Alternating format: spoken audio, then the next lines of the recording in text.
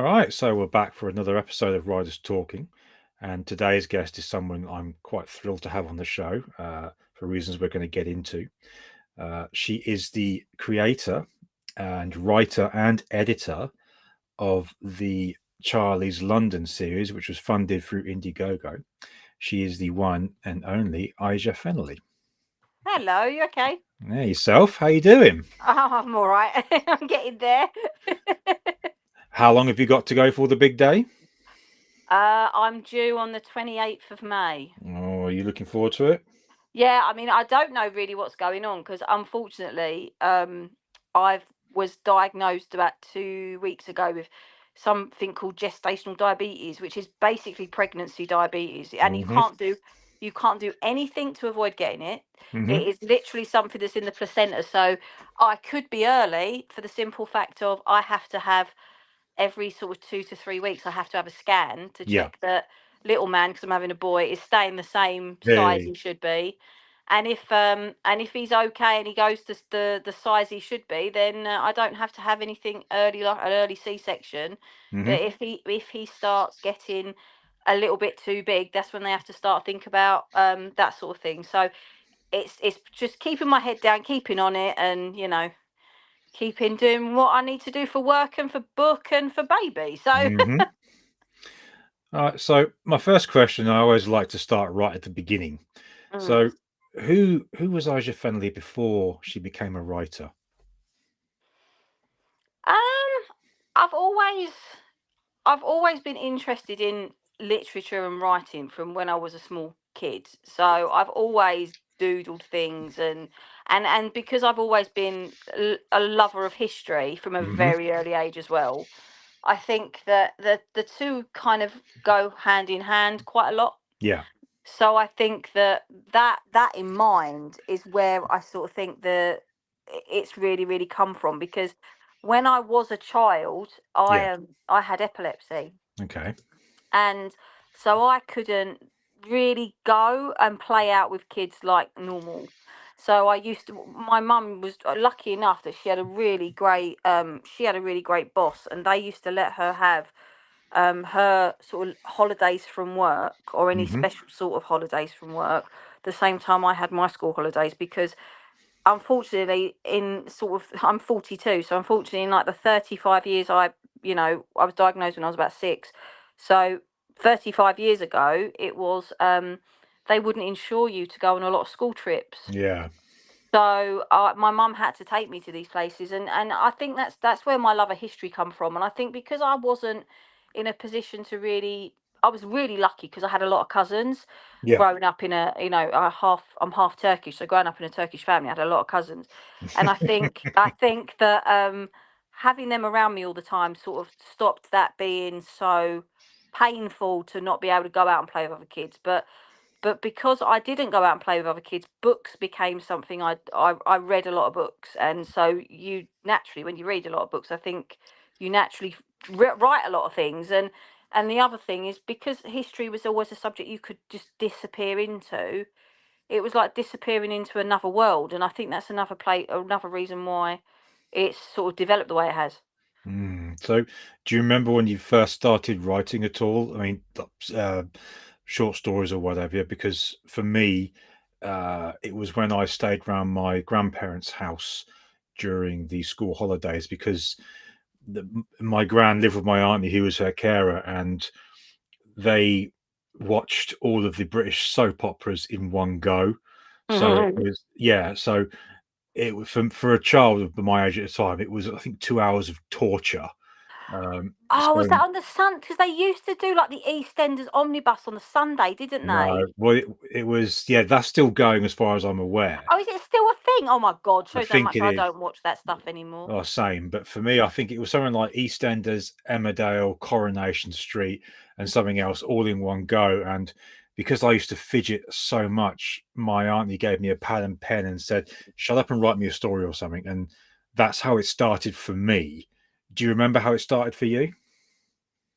Um, I re- I remember when I was a kid, I had this really like. Do you I think we're probably roughly about the same age, because I think and I don't know if you remember, but when we were sort of kids, Fisher Price used to make a lot of the toys, but a lot of Yeah, stuff was plastic. yeah. And I remember having this really, what I would consider now to be crappy plastic desk, right? And it was made. The strange thing you remember, it was white, grey, and yellow.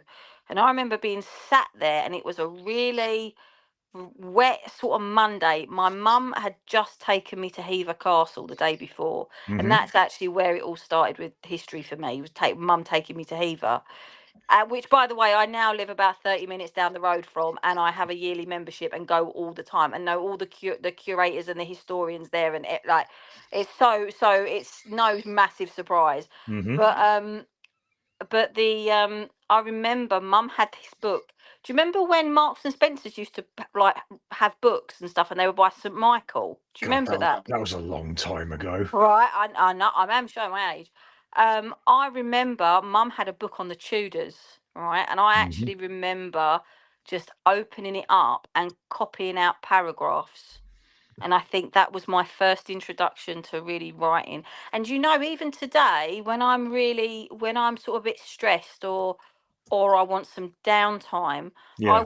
I will still get I've got hundreds of history books, and I will still, if I want to research something, my way of note taking is literally like read a chapter and then write notes from it. Like Okay. that's still what I do now. So I don't know if it's a bit of a therapy thing, but I did read somewhere that Queen Elizabeth the First, Hmm. when she wanted to relax, she used to get a passage from the Bible. She'd translate it. It'd obviously be in English when she was the Queen.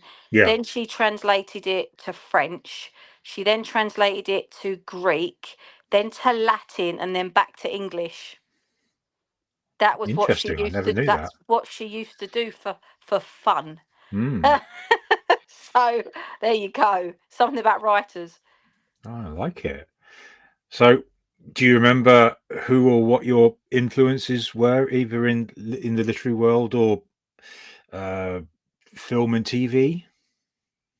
Um, I used to love, again, because they were my mum's. I used to love the historical novels by people like Jean Plaidy. Hmm. And then when I got older, a little bit older, I was really, like, when I was about 15, 16, Philippa Gregory started bringing out her historical novels, and I liked them as well. But as I got sort of older and more knowledgeable around the subject, the one that I really really like, even now, I can't wait for her next one to come out, is Alison Weir, because Alison Weir is an actual historian and she writes historical novels, and they are so historically accurate. Problem with Philippa Gregory is she's not. I mean, if you've ever read or seen The Other Boleyn Girl, it's teeth pullingly terrible. I mean, the book is sensationalist, but the film with Natalie Portman and Scarlett Johansson Mm. is so bad. It's like, do you know, it's one of the, I someone said to me, would you recommend it? I said, if you just want a bit of trash TV, yes, but I can promise you that Carry On Henry is more historically accurate than that is. So Sid James as Henry VIII and Barbara Windsor is probably up there, but interestingly, I love the Carry On films, and a lot of Mm. they've got a lot of the Carry On films. The costumes and sets were recycled from other films, and my favourite sort of film of that period is Richard Burton and Genevieve Bujold, Anne of a Thousand Days, which was made in Ah. 1969. And I've actually got a original cinema poster up in my house that my mum got me for my birthday one year, because that was the first film I ever sat down and watched with her. And the costumes from that were used in Carry On Henry. Oh, wow. So from that film, so the this is the sort of things I engulfed my childhood with. So really, it's no surprise that I did a book on Mm. Chaplin the way I did, because it's just a natural transition, really. Yeah. So that obviously leads into the next question quite easily. So when did Charlie Chaplin first enter your life? My nan used to love him when I was a kid, and I didn't, Mm. and it was always on, and I didn't really understand why. And it wasn't until I grew up that I started to, well, not even grew up, because when the Robert Downey Jr. film came out, I remember my that. my nan was, well, I would say, well, she could have a fiery temper, but as a person she was quite placid. Like Yeah. you always knew when she was wound up, because if she lost her temper, that was it. Hmm. Um, but I remember watching that film and the scene where he he gets the pint of beer thrown over him in the pub. I Mm. remember my nan was like, that would never have happened. That would never have happened. She was really adamant that wouldn't have happened. And it never really I never really understood at the time why, because I was very young. I think I was about 11 or 12 when that film came out. Yeah. And yeah, I must have been because it was 92. Yeah, so that's about right. I was about 10 going on 11. And it wasn't until I started doing some family research and some bits and pieces I realised that Chaplin wasn't only from South London, but he was in the same boys' home as one of my relatives.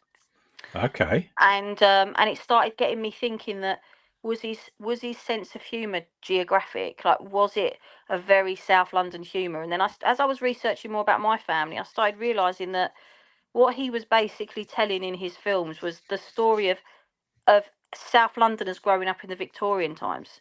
Like, Yeah. because he was born in 1889, he was a Victorian. Hmm. And, if you think about it, he lived through Queen Victoria, he lived through Edward the Eighth, no, sorry, Edward the Seventh, then he would have lived through George the Fifth, George the Sixth, and then he died 20 about no, 15, 20 years into our late Queensby. So he saw five monarchs.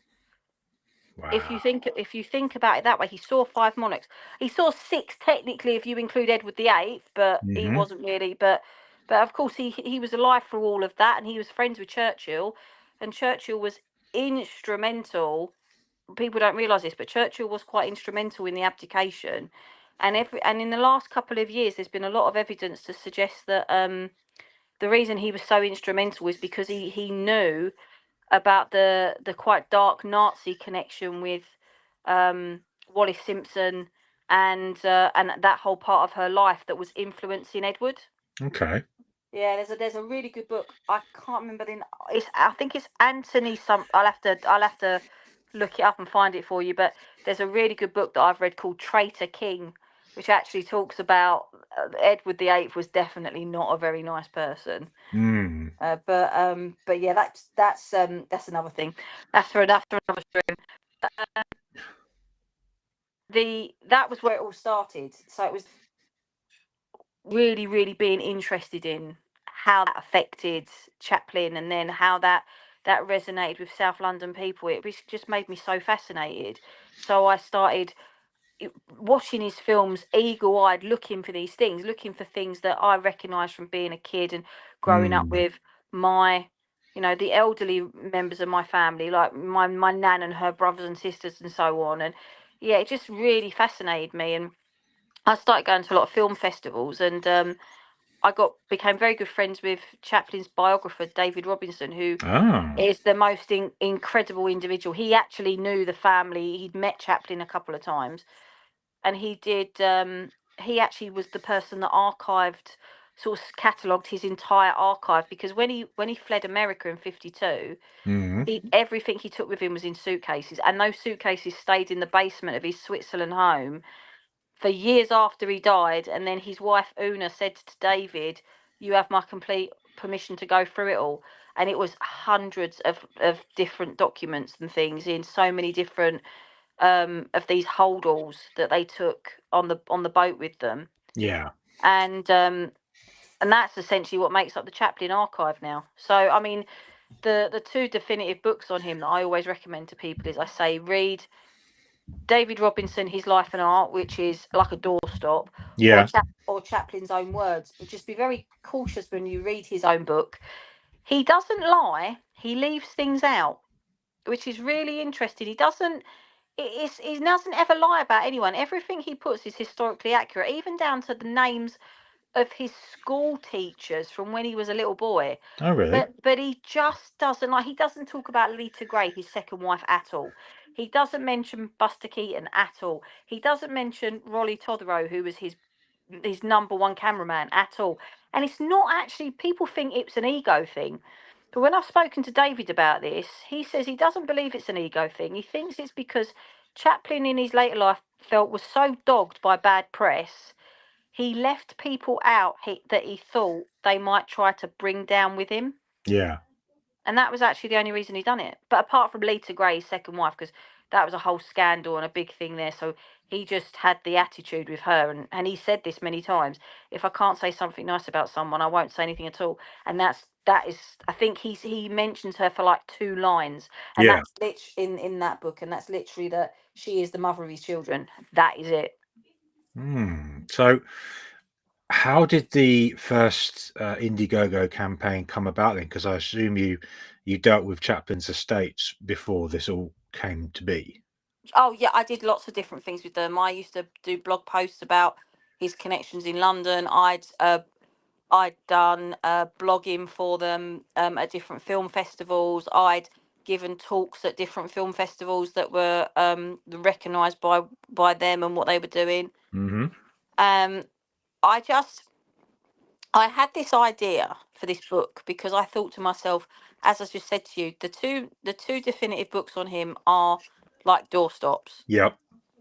And I thought, we're never going to attract a younger generation. The problem is the films are glorious, Yeah. and in reality, that should be enough to attract somebody to him as it is. But a lot of kids can't get past black and white, and I No. know this because of the job I do. I see it all the time. Interestingly, though, when I showed the kids at school the clip, we were doing a lesson on the golden years of Weimar Germany. So between sort of 20, so what did we do it? Not we did 24 to 29, I think is what. So, and I showed them clips of Metropolis and Nosferatu, Uh, and then I show them a clip of Charlie Chaplin's The Kid, and I say, look, this is a country that had the Treaty of Versailles, a country that had hyperinflation, lost a world war, all these different political, social, economic turmoils that went on, and they produced these two films that were rivaling the biggest Hollywood star of the time, which is Chaplin. hmm. And even though they all unanimously say that they prefer the Chaplin, I showed them the clip from The Kid when Jackie Coogan's going to be taken away. Yeah. And even though they all prefer that film, they all understand that these two other films, you wouldn't have Terminator without Metropolis, and you No. wouldn't have Dracula without Nosferatu. And they all understand that. But what's really interesting is they all prefer the Chaplin, but they would never have put it on if they hadn't have. And one kid actually said to me, "Oh, miss, now because I went and watched one bloody Charlie Chaplin film, now my whole algorithm on YouTube's just nothing but Charlie Chaplin," which he was laughing, but I did find that quite funny. But so I show them that, and that just shows you that what was going on in the world, his work was being rivaled by, like I say, Nosferatu, Metropolis, and all this sort of stuff. Hmm. And I just thought to myself, how am I going to translate this? That's always been my point. How am I going to translate this story to a younger generation? Now I Mm. can't go into thousands and thousands of schools and do the same thing I do with my kids every day, Yeah. but I can produce something which I think will be that can do that for me. And that's why I went down the comic book route, because I can't write anything new on him as far as books go. I mean, I can, and I do have an idea for a book, but that's going to be down the road. But um, I wanted to tell his story from a South Londoner's point of view. Yeah. And that was my point. That was what I always wanted to do. I wanted to tell his story from the streets that he lived on really were the streets that gave birth to him. And I think that that's what I've been able to achieve with those two books. Hmm. Well, we have the first campaign on screen in front of us, and as you can see, very Very. successful. Uh, what was it like running one of these campaigns from start to finish? Don't ever underestimate the work. The campaigning is the easy bit. Yeah. And I think a lot of people don't realise that the campaigning is the easy bit.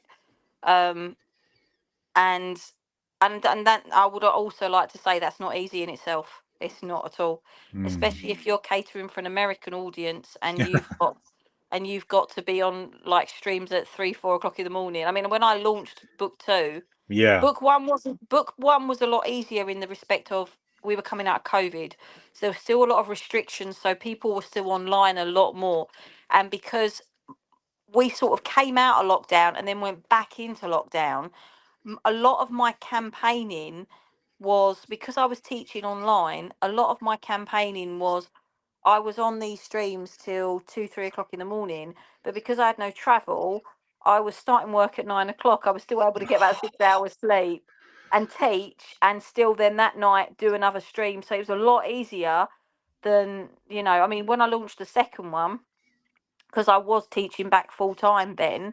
Um, I remember being on with first I was on my own channel, then I was with Aaron Lepresti, then I went on Ethan's, Hmm. and I literally stayed on there, got off at 6:45, went and had a shower, and went straight to work. Like that, I didn't sleep all day.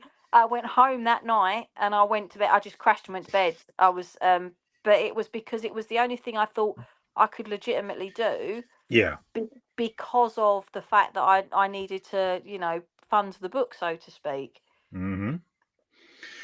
So, trying to think what question I was about to ask. So, were there delays with this one? Because I think if I remember rightly, there were some printing issues at the time.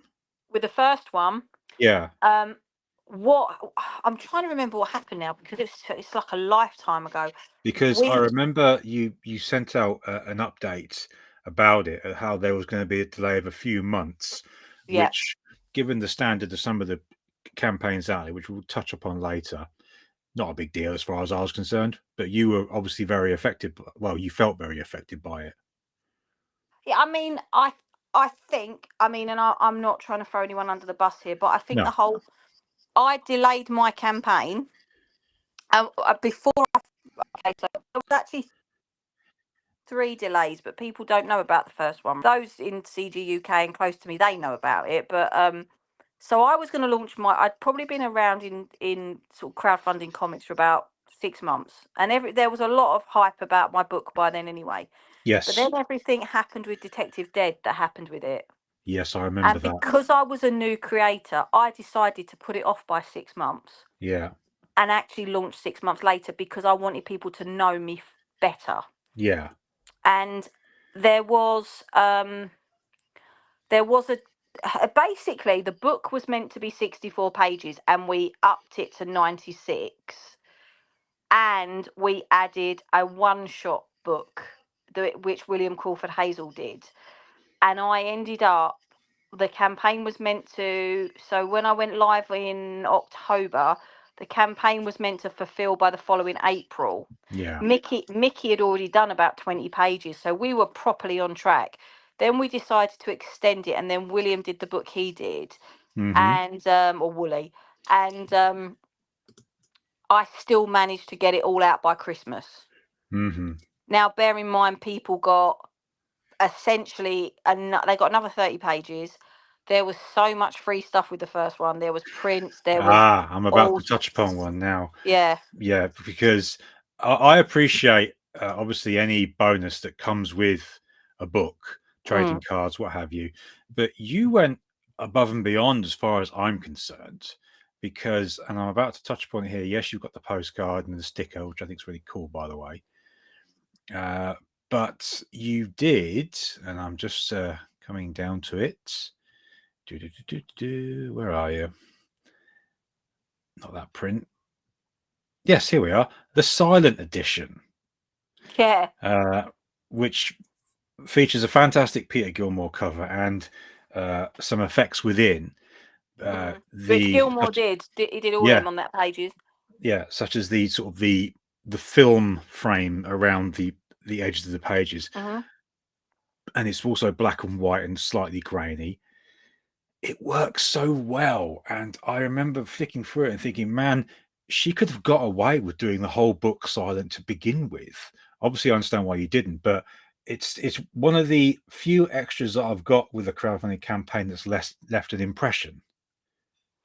I can tell you categorically, Hmm. right? And I don't, I was always brought up don't to not discuss money because it's crude. My husband and I made nothing from the first one. In Hmm. fact, the money we had left over went straight into funding the first 10 pages of the next one. Okay. So but I didn't care. I really didn't care. I know that sounds so reckless. No. I had this book and I have this book for life. and it's like I can do anything with that now. It's mine. The Yeah. Chaplins will forever take their percentage from me. That's in a contract for life. That's Yeah. my book. I can't. And look, the bottom line is the first one made a really really good amount of money, but I could never have produced anything of that quality without Mickey, and I couldn't have afforded Mickey if I didn't have what I did, and I didn't scrimp on anything. I was never about making any profit from this book. Yeah. I was always about, this has got to be the best thing I can do, because it's not only my integrity and my reputation, it's Mickey's, it's the Chaplins, and this is something I want to do and want to tell. And if I could change anything about these two books, it is the delays. The second one has been delayed way longer than the first, but there has been a couple of reasons. I mean, Well, we'll get to I those in a moment. yeah, I bet. But the first one, considering it was my first book, and I did all of that, and Jan and I fulfilled it all from our flat in our, which was our first home. Yeah. I don't think we did too badly. We didn't have. I don't remember reading a single bad review. Honestly, I don't think anyone gave us a single bad review for the first one, and to me, that was the most important thing. So, how did you come across Mickey, and when did you first start working together? Because, again, the only way I can say is his art is fantastic. It is literally like Mm. watching a moving painting, as far as I'm Hmm. concerned. So, how did you two first get together? Well, he's a good friend of Chubb's, and they used to work together. Ah, And I needed someone that I knew I had an image in my head of what I wanted the art to be like. And he went, I know someone that I'm sure would love to do this book, and the rest is history.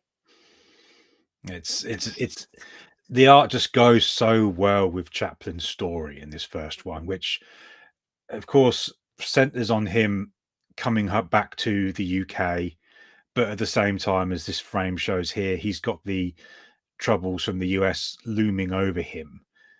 It's it's poignant and it's bittersweet at the same time. Yeah. What do you remember about the writing process for it? I had one thing in my mind and one thing only. I was going to do the Robert Downey Jr. story, but better. Okay. And the reason I say that is because David worked alongside Attenborough to make that film. David's book and Chaplin's book were the basis of the script for that film, and Hmm. I know for a fact that David challenged Attenborough a couple of times on things that were in it, and Attenborough's attitude was, yes, but sex sells. Like, that film basically is about his private life, and very little, that I would say his private life in that film outweighs the artistry, and that's the problem.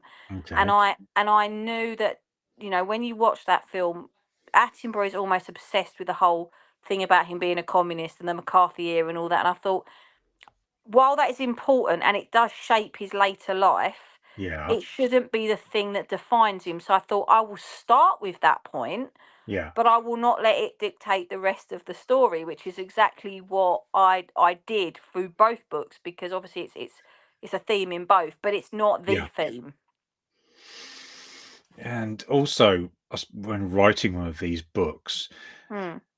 I suppose there's a page limit you've got to adhere to, isn't there? Well, that's interesting because the the both delays for both these books, it's been Yeah. because I've added pages, and because Mickey and I, we get to a point where we're like, we can't do this to 64. We can't go on. Yeah. Like, there's no way we can, because there's too much. There's so much. It's like the one shot existed. Um, the one shot existed with the first book because I really wanted to tell the story of Stan Laurel's relationship with Chaplin, and there was no way I could fit it into the book without sending it off on a tangent that might confuse the writer.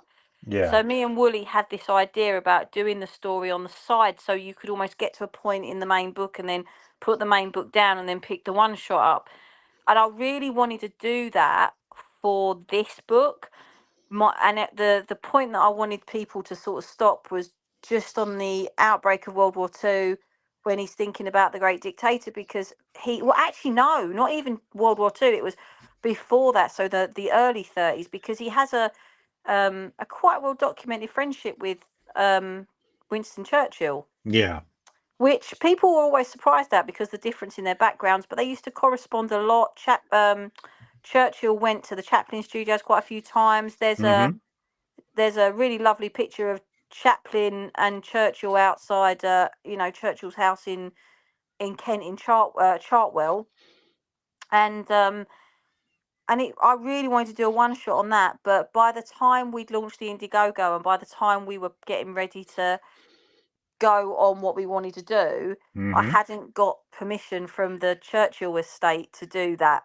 So I couldn't, and I won't do something without going through the proper channels. It's like there's not really a Stan Laurel estate the way there is a Chaplin one. Yeah. Someone owns the rights to his films, which is, if I was talking about his films, I would have had to have paid them a royalty, but no one owns his image the way the Chaplins do. And the reason the Chaplins do is it's run by his children, so you can understand Yeah, of that. course. So Absolutely. Yeah. yeah, but there's not one for Stan Laurel, which is why it was easier to do that story in the first one. But I really, it's a shame. I would have loved to explore that more with Churchill and Chaplin, because I just think that is such an interesting friendship.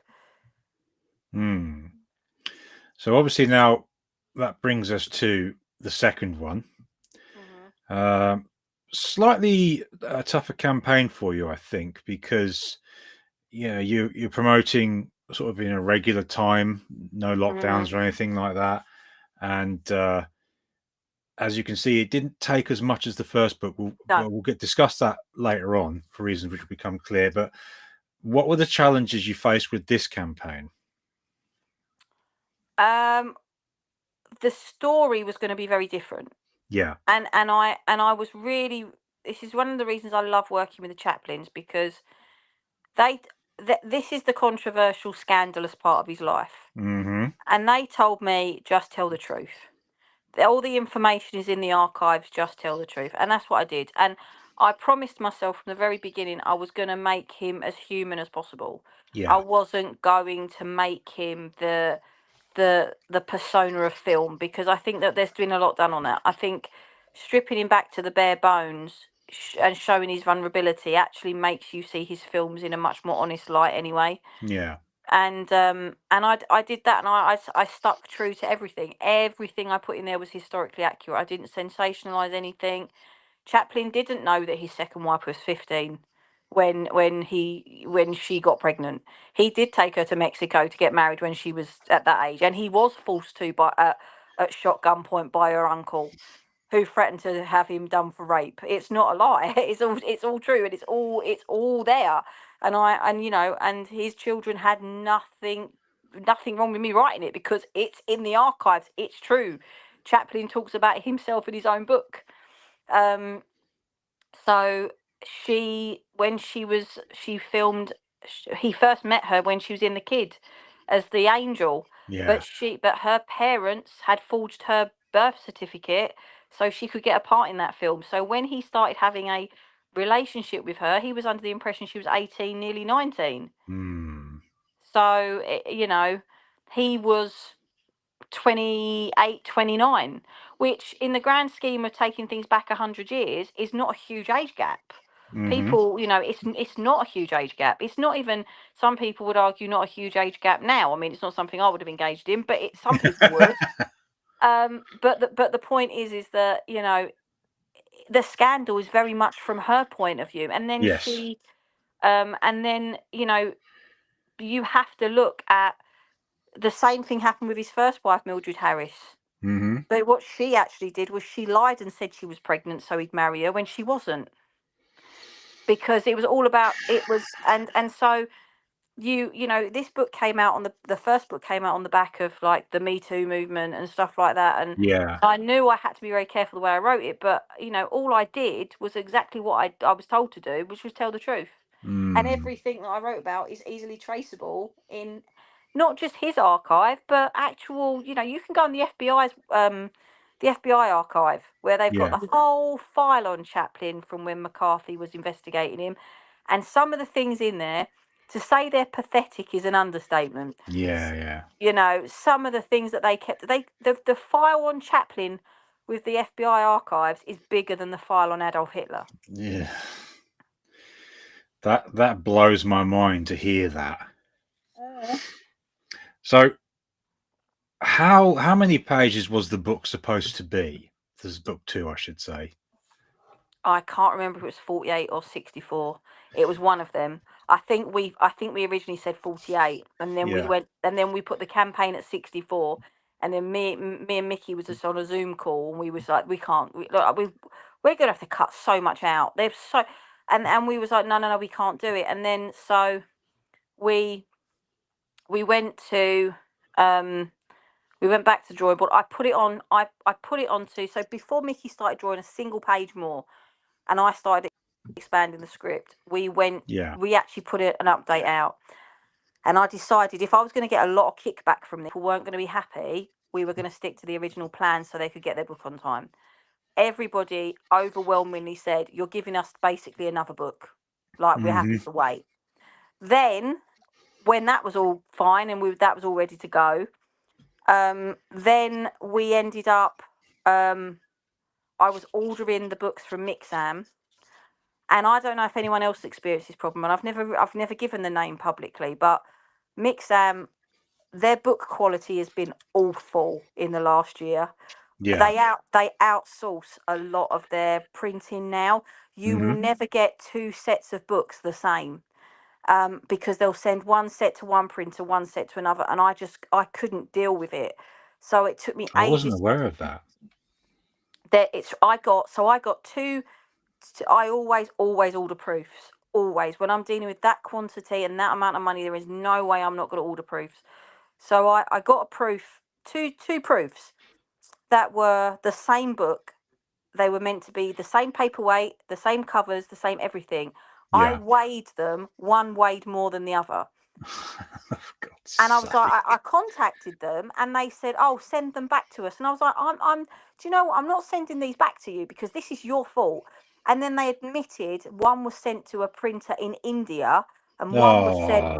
one was sent to a printer in London. And I was like, "I'm not dealing with that. That's ridiculous." And so I noticed as well their prices were starting to go up, and because there was such, I'd put the campaign for a year. Hmm. I I had to make. I was aware that prices were going to go up on things, so I had to sort of cushion for that. Yeah. And then I found another printers that was their office is in London, and their print base is about a 30-40 minute drive from my house. Okay. And we did a batch. We got a couple of proofs from them, and they Yeah. were spectacular, absolutely beautiful. And I was like, right, that's where we're going with. So we've had that, and so we've been getting them out to people. We've been ordering them from them. Then we had some customs issues because Europe's got really funny with British sending things now, because if you send them into, so for example, this is what happened to me with sending to Europe. Yeah. Happened when I sent the batch to Mickey. So when I sent 20 books to my own artist so he could have a display in his studio, Hmm. he didn't get them for 2 weeks after I sent them because they got held at customs because they didn't believe they were gifts. So whenever I've had to send to Europe, I've had to do them in 2 and 3 quantities, leave like 2 and 3 days, and then send them again. Because if you send a big batch and they've all got gift written on the customs form, they will pull them open. Some of my European backers have had their books turn up to them where they've been the actual envelopes have been re-sellotaped together. So that's kind of the process I'm in at the moment. I'm getting people still messaging me saying, and my Indiegogo showing that it's been dispatched, but I haven't had it yet. And I was like, this is going to be the situation. But because I am the person I am, if they don't get it, I'll just send it out again, and no extra cost to them because I want everyone to have their books. Yeah. So at the end of the day, people have seen them. They're turning up. They're out there in the wild.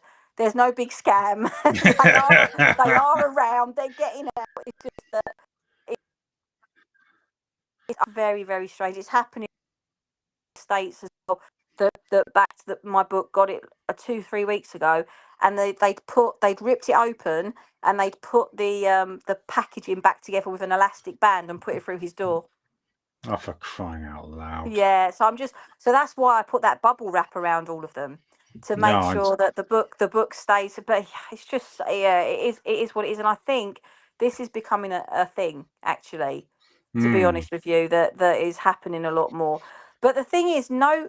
I was explaining this for Backer the other day, is Mm-hmm. that they have legally no right to open them, putting it as a gift, because No. actually, on when you crowdfund, if you read the small print carefully of crowdfunding, it says that you are investing in the company that is Yeah. that in the product.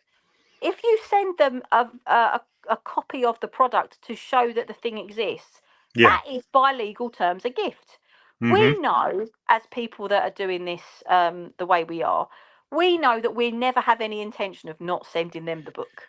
Mm. That they are making a purchase. However, they're actually investing in you. They're not investing in the product. So customs don't have a leg to stand on by ripping them open, but they Mm. still do it. And but interestingly, I never had any UK ones do that. Like all the No. UK ones were fine because they were travelling internally. I can tell you a funny story that happened to me with the postal service. The lady that does the covers for my books that I write, I found a book in my local comic shop that I knew she'd love because, like me, she loves a lot of the old school Dark Horse stuff, Yeah, yeah, yeah. and they had the hardcover graphic novel of uh, I forget its name now, but it was the second major story arc done of Aliens after the Cameron film came out. And it featured Ripley and Newt as the main characters before they were all rewritten because of Alien 3. And this particular edition was signed by the artist and writer. So I got it for her as a present because also at the time Marvel had bought Aliens, and I thought I don't want the fucking Marvel editions. So I bubble wrapped it and all that, declared it as a gift, and sent it recorded post because I thought I want to make sure she gets it because I know she'll love this, and also I don't like the postal services anywhere. A couple of weeks go by, and she messages me saying that she'd just gone outside to take a bin bag out, come back up to the house, and the book is packaged sitting underneath the doormat. Oh my god. And I'm like, oh, you've got to be fucking kidding me. I paid for signed for postage with that thing.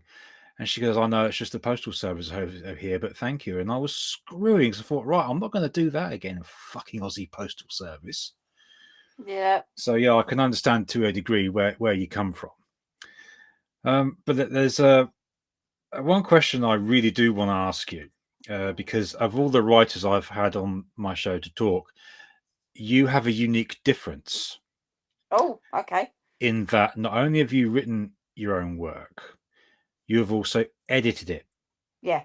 Now, I've been warned in the past by other editors not to edit your own work because there isn't enough of a gap between writing and editing if it's done by the same person, if that makes sense. Yeah, like a Now, degree of separation. yeah. Now, I have the impression that you are able to do this because of the profession you work in. Am I on the right track? Yeah, and also I do edit them. Don't get me wrong, I do cheat a little bit because I do ask some of the English teachers in my school to actually check over it for me. But Hmm.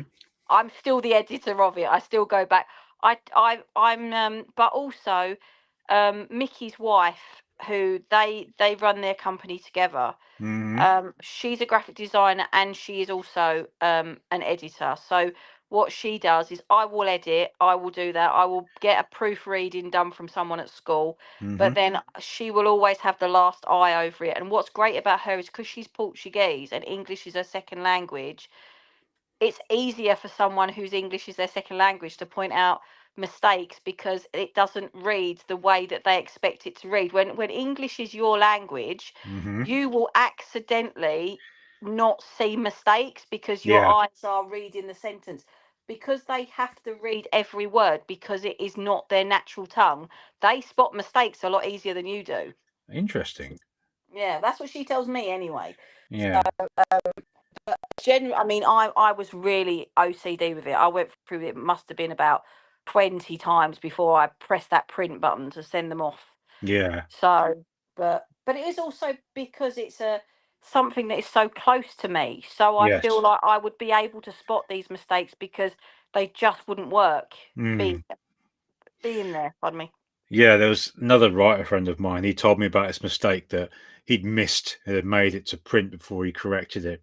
He was supposed to have written soccer pitch in one sentence, but he Mm. later on realised he'd written soccer bitch.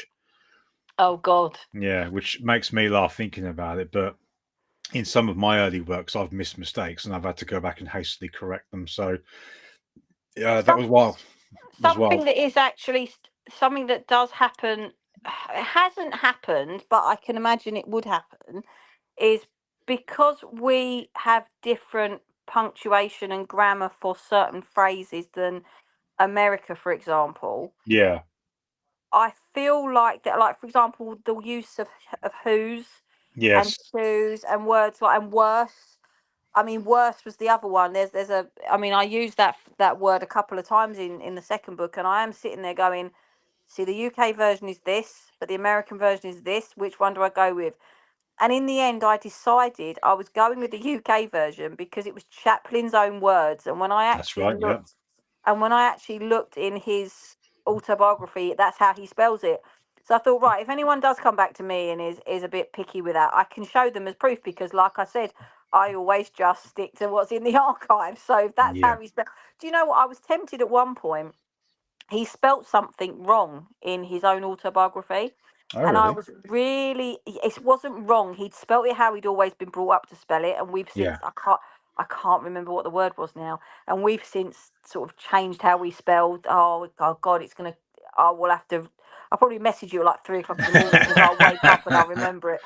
And I nearly went with his spelling because of that reason. But then I was like, no, that's taking it a bit far because people will literally go, that's a spelling mistake, and I'll be having this Mm, argument. But there was a part of me, the historian in me was like, no, do it, and then the writer in me went, no, don't. So mm. yeah. So there's one thing I did want to discuss Mm, regarding the campaigns.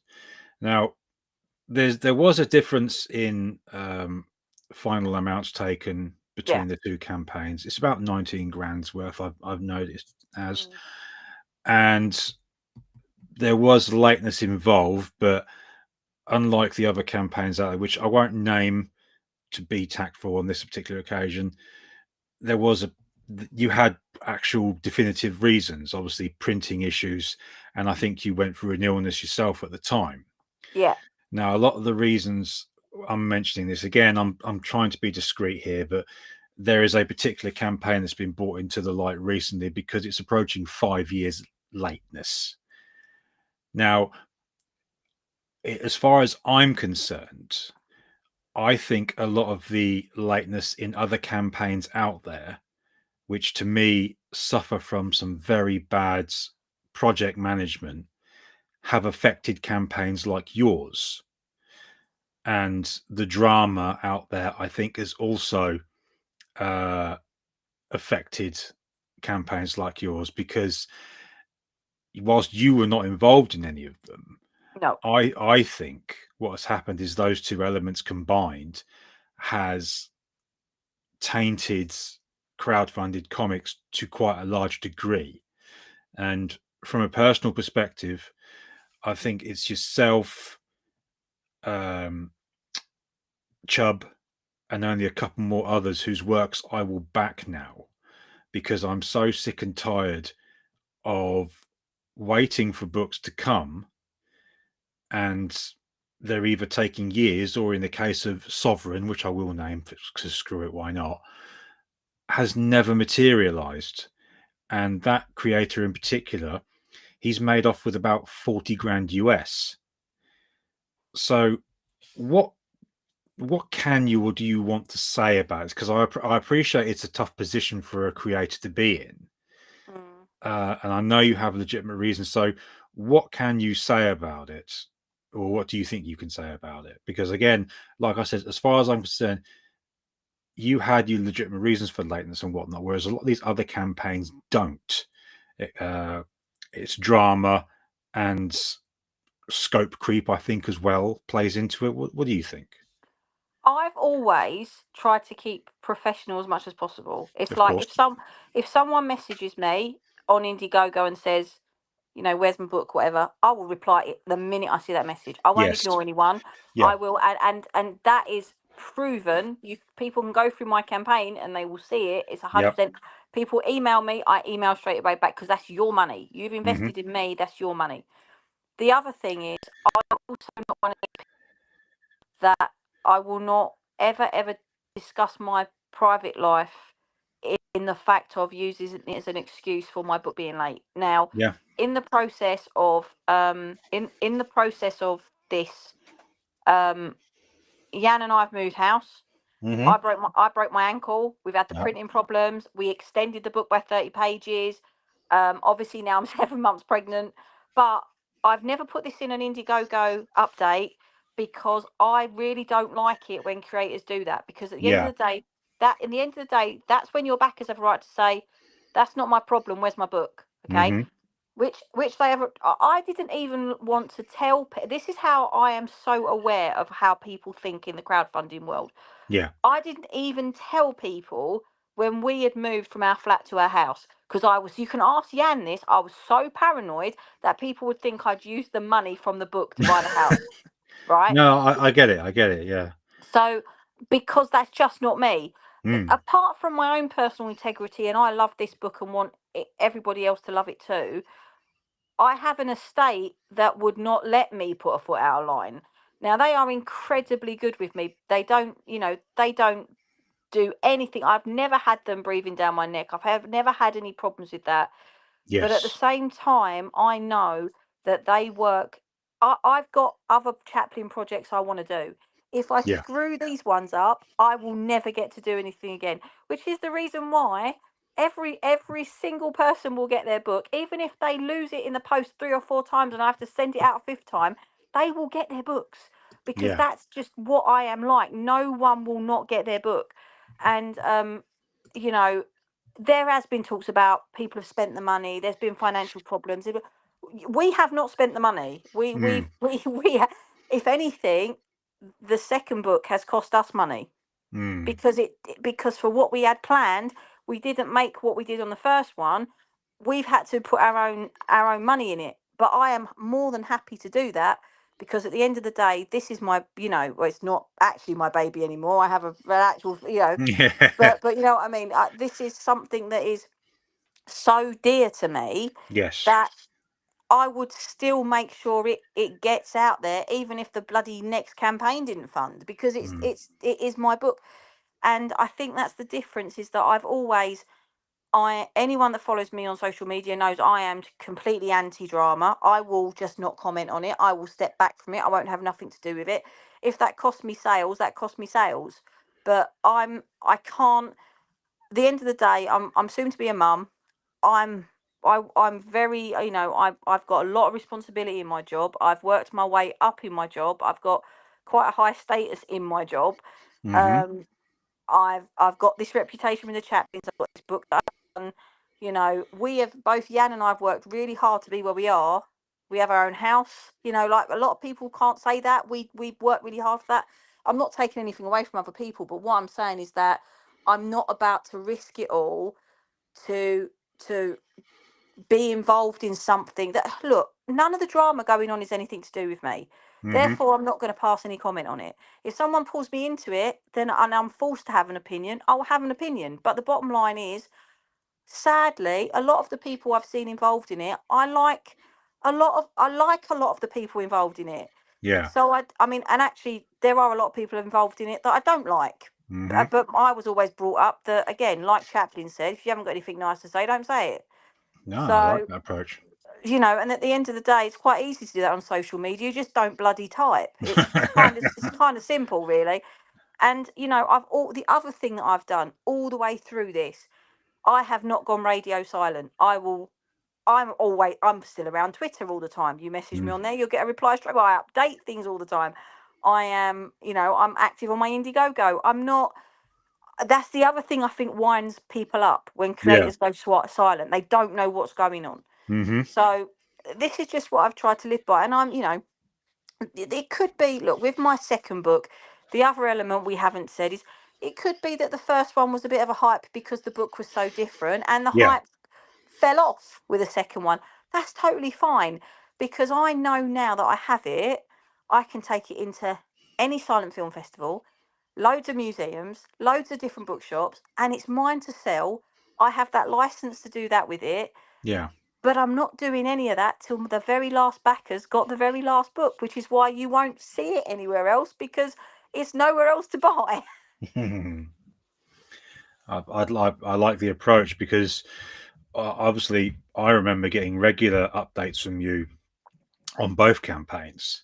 Mm, And yet on the other side of that, one of the things I did back was the new reprinted editions of the Terminator comics in graphic novel form by Dynamite Entertainment, hmm and the um, community manager, whatever you want to call them, was doing such a bad job of responding to customer queries that they got booted and someone else had to come in and answer the questions. And since then, it's been a lot better. But mm. you actually have done better than a major company Yeah. crowdfunding their own work. So I think that's something to be proud of, in my opinion. Thank you. I mean, it doesn't take a lot. I mean, I'm on a computer 90% of my working day. Yes. And if I get a ping from, my email address says that you've got an Indiegogo, someone's messaged you, it takes me about 30 seconds to type that reply, and Hmm. that's done. And it's done, and they've got an answer. And at the end of the day, I will keep working on those answers and keep doing it. Of course, I'm upset that this one is delayed, and it's delayed by a lot longer than the first one, but I will, unlike some of these campaigns that are delayed, you will get your book. Yeah. And also, I'm doing it on my own pretty much, with Hmm. with a campaign that had nearly 300 and nearly 400 books, 400 packages. That's not even 400 books. Some of those packages got 3 and 4 books in them. Mm. And when you've been at work all day, because that's the other thing we do need to talk about, and it's, I'm not throwing Yeah, anyone under go the for it. bus, but a lot of people that are doing this is their full-time job. This is not my full-time job. So I Yes. get in from work in the evening when I've been up since 6 o'clock in the morning, packaging books and filling out invoices for Royal Mail to come and collect them from my house Hmm. at the weekend. So then, I don't go out in the mornings at the weekend because I'm waiting for the postman to come and collect the packages.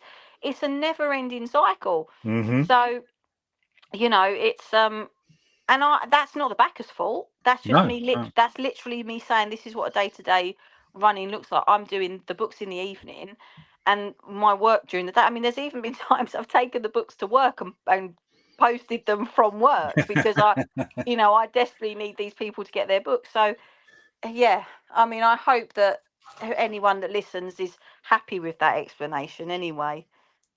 Well, I think that's perfectly fine. All right, so one last question then before we finish off on the little fun element I like. So Mhm. obviously you've written two graphic novels now. Mhm. Do you reckon you have a regular novel inside you at all? Historical fiction or whatnot, perhaps? I'd love to do something on the First World War, but there hasn't been a story that's come to me yet. Okay. The next thing will probably the thing that I really want to do, which is actually the takes me back to my roots with academia, is I want to explore Chaplin more, but I want to do it from the point of view is I want to use him as a case study for understanding the role of celebrity from the First World War to the Cold War, Hmm. because actually he's got a real, I mean, the side of him away, the political social side of him away from his films, to do with his stance on the First World War, what happened during the First World War, then the interwar years, his open vocal disgust about Hitler when no one else was listening, when Yeah. and then making The Great Dictator, and then being absolutely treated like a godlike figure for making that film, and then the whole after it with the Red Scare, and there's so much stuff that interlinks, like our royal family, our government, American government, the geopolitical system of what was happening with that, how the fact that how many times he was turned down for his knighthood because of he was a pawn in these two political factions. It's Yeah. so fascinating that I'd love to be able to, that's my next thing I want to write a book on, an actual proper history book. But it's probably going to have to take a bit of a back burner for the while. No, I understand that totally. All right, so we'll finish off with the usual thing I like to do, which is my tribute to the late James Lipton and Inside the Actors Studio. He always used to finish with the famous pivot questionnaire. So I'm going to pose these questions to you now to finish off. Go on then. So, Ayse, what is your favourite word? I don't think I'm allowed to say it. Am I allowed to swear? Well, one of the questions deals with swear words, so pick a different one for now. Okay. My favourite word. Yes. Can it be a name as well? Yes. Well, my favourite word, which always makes me smile, is Arsenal, my football club. Apart from when they lose, but that's just part and parcel of supporting football clubs, really. I guess so. What is your least favourite word? And something tells me you're probably going to say Spurs here. No. No, that would be way too obvious. No, my least favourite word. Okay, I hate this. Is sound really bad. I hate it when Americans say oregano, right? And I've got a lot of American friends and a lot of American backers, and I love them dearly. But like, it's or aluminum. It's Yeah, that's what. oregano Yeah, and it's yeah, aluminium. Like that's. yeah. It reminds me of something one of my old college lecturers said when I was telling him about the accents at the country musicals I watched one time. And he just sat in his chair and went, "Yes, want to ruin a perfectly good language? Give it to the Americans." All right. So, what turns you on? What? I mean, what gets you going? What turns you on? It could be anything along those lines.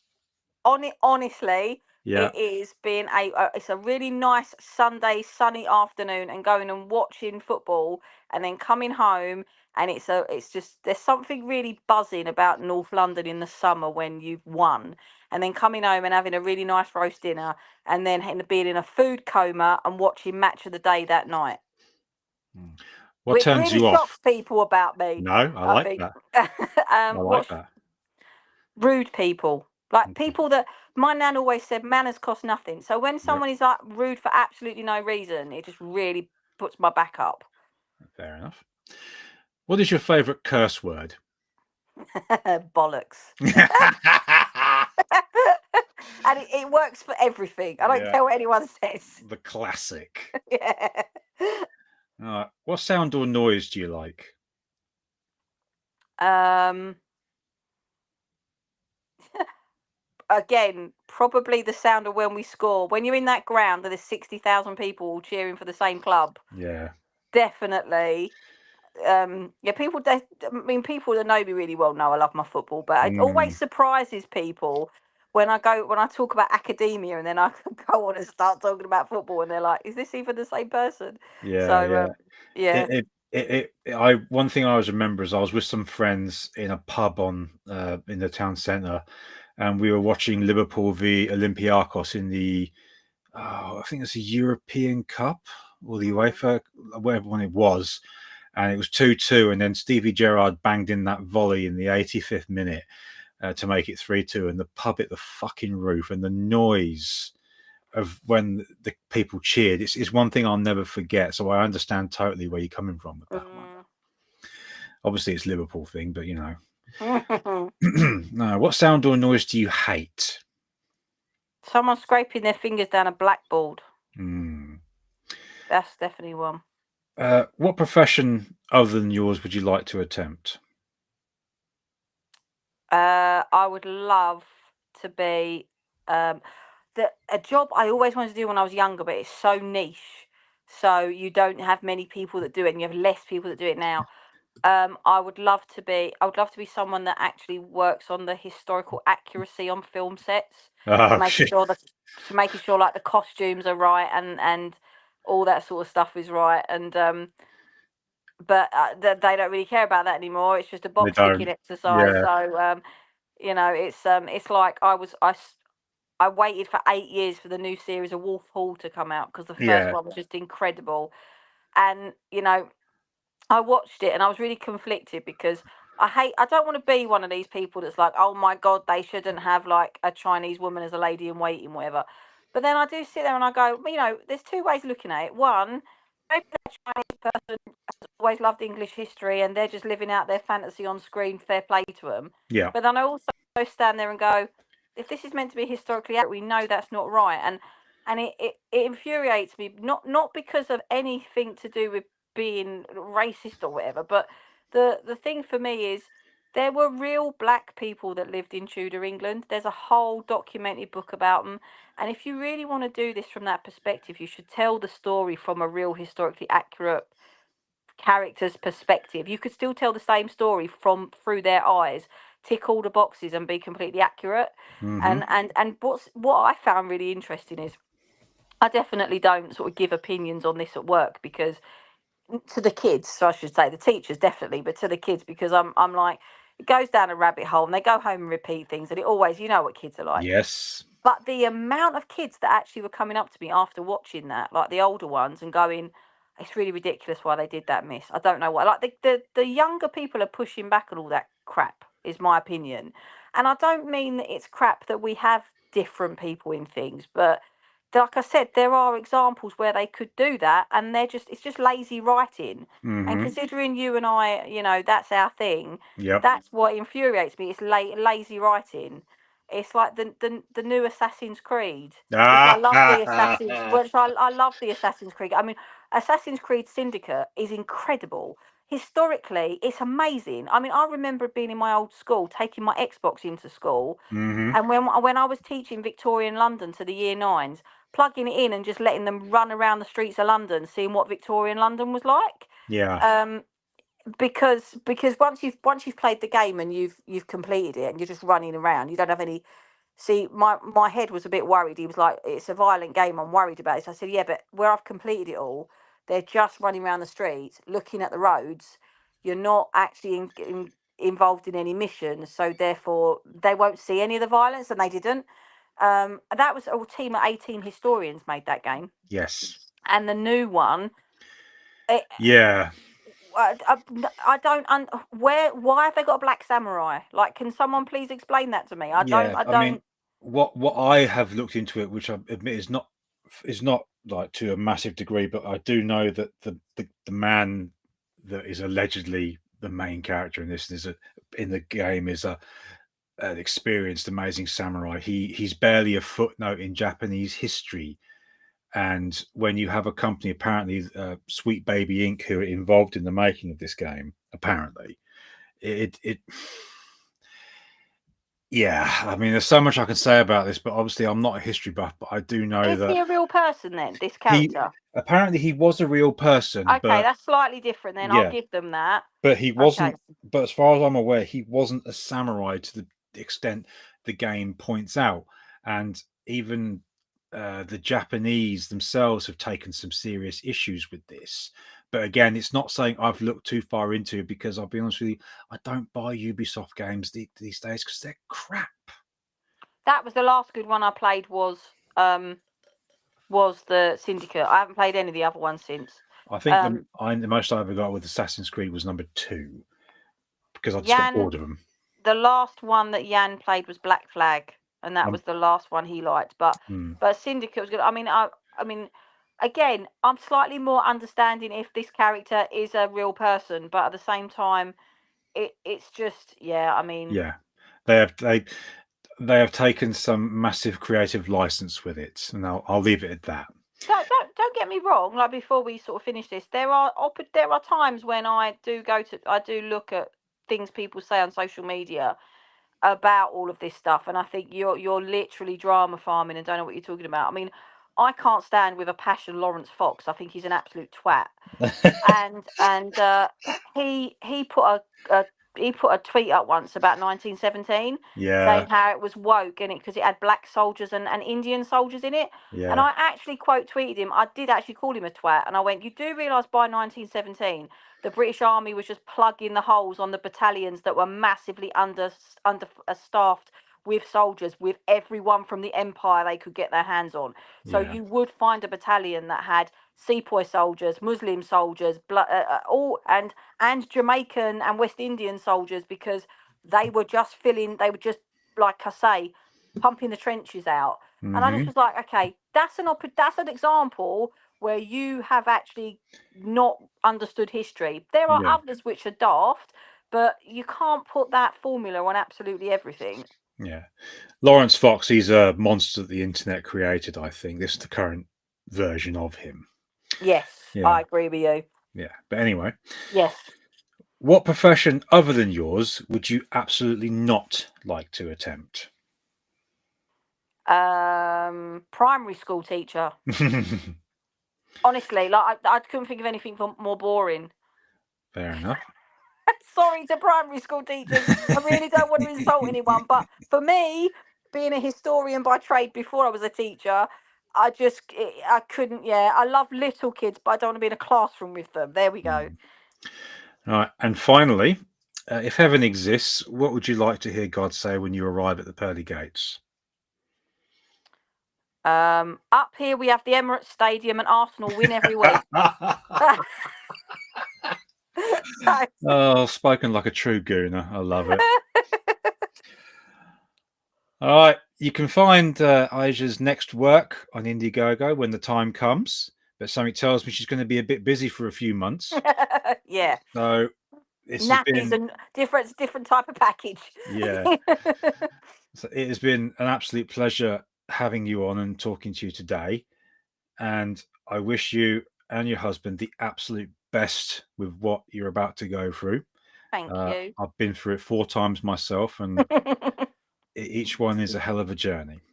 oh, Uh, so, ladies and gentlemen, I thank you very much for tuning into this little show, and I'll see you on the next one. So, take care for now. Okay, bye bye. bye everyone.